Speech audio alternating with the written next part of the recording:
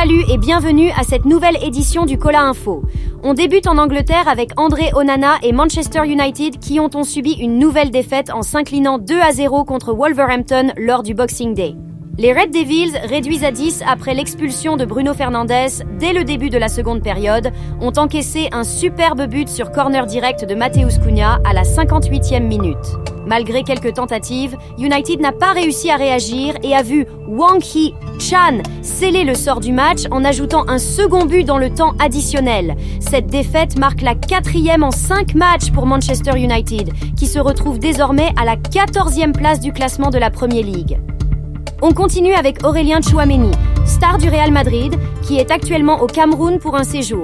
Accueilli en héros à Douala, le milieu de terrain français d'origine camerounaise a inauguré un mini-complexe sportif pour l'orphelinat Manjo Children's Home. À 24 ans, il profite de la trêve hivernale pour renforcer ses liens avec ses racines, multipliant les actions caritatives et inspirant toute une génération de jeunes footballeurs. Son engagement dépasse le terrain, faisant de lui un modèle pour la jeunesse camerounaise. Dans le même temps, Christopher Wu est de retour au Cameroun pour les congés de Noël et a profité de son séjour pour rendre visite à l'orphelinat de Saint-Jean à Douala. Le défenseur du Stade Rennais a partagé des moments émouvants avec les enfants, apportant des cadeaux et des sourires. Samuel Eto'o et Seydou Mbombo Joya, deux figures emblématiques du football camerounais, sont candidats pour un siège au comité exécutif de la Confédération africaine de football, CAF. Cette situation inédite voit deux compatriotes s'affronter pour le même poste lors des élections prévues en mars 2025. Mbombo Joya, membre sortant du COMEX, est automatiquement éligible, tandis qu'Eto'o, actuel président de la Fédération camerounaise de football, se lance dans la course.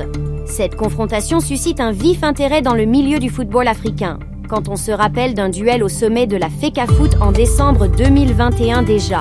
Les Lions A du Cameroun se préparent activement pour le match retour des éliminatoires du CHAN 2025 contre la République centrafricaine. Après leur victoire 1-0 à l'extérieur, l'équipe est de retour au pays et s'entraîne à Bafoussam, où se tiendra la rencontre le 28 décembre au stade Omnisport de Kouekong. Le sélectionneur Simplice Sow peaufine sa stratégie, s'appuyant sur la performance d'Aloïs Fouda, buteur à l'aller. L'arrivée d'Angel Yonjo dans le groupe renforce les options offensives. L'ambiance est à la concentration, les Lions A étant déterminés à valider leur qualification à domicile pour le CHAN 2025. Fabrice Ondoa, invité de l'émission Les Églisiens sur BNews 1, la veille de Noël, a évoqué sa relation avec André Onana et le football camerounais.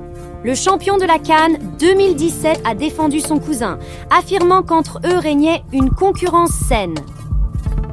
Il a souhaité qu'Onana vive la même joie qu'il a connue en remportant la Coupe d'Afrique des Nations. Ondoa a également tranché dans le débat Onana versus Kameni, désignant André comme le meilleur gardien du football moderne. En NBA, Pascal Siakam et les Indiana Pacers ont subi une défaite face au Thunder lors d'un match disputé. Malgré les 22 points de Siakam et la bonne performance de Tyrese Haliburton, les Pacers n'ont pas réussi à l'emporter. Le joueur camerounais continue de maintenir un niveau de jeu solide, compilant des statistiques intéressantes, mais n'a pas pu empêcher la défaite de son équipe. Cette défaite intervient après une belle série de 5 victoires et les Pacers sont 8e de conférence Est. On termine cette édition avec l'image du jour. Il s'agit de Christopher Wu en pleine danse avec ses fans et à demain pour une nouvelle édition du Cola Info.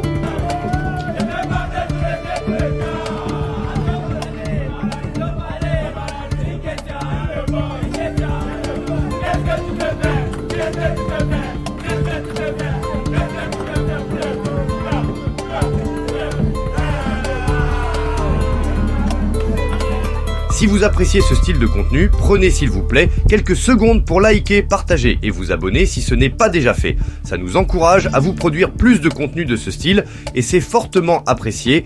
Merci.